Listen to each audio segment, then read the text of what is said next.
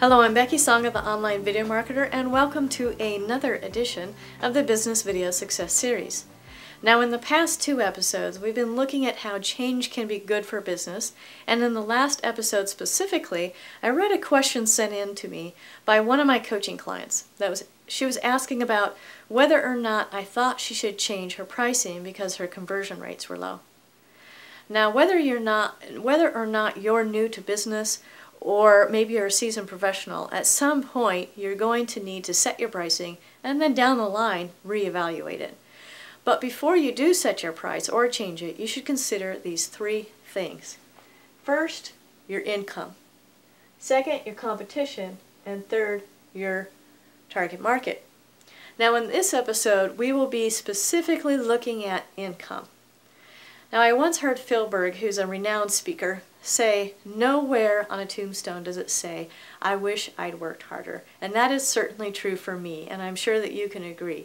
So when we look at income, we want to consider not just how much we need to cover the bills, but we also want to take into consideration vacation time, having enough money to put away for your rainy day savings account, your retirement, and even possibly your children's college funds if you have children.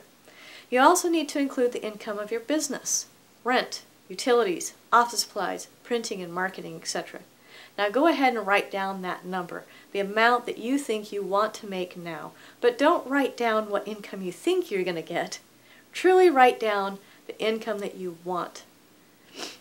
Now, if you look at the average number of working days per year for someone who works full-time, you find it's about 250. So if you divide the amount of dollars that you want to make in a year by 250, and then you take that number and divide it by 8, you will find out what your hourly rate is. So let's say you want to make $100,000 per year, and then you want to divide that by 250, and then again by 8 hours, and you'll find out that comes to only $50 per hour.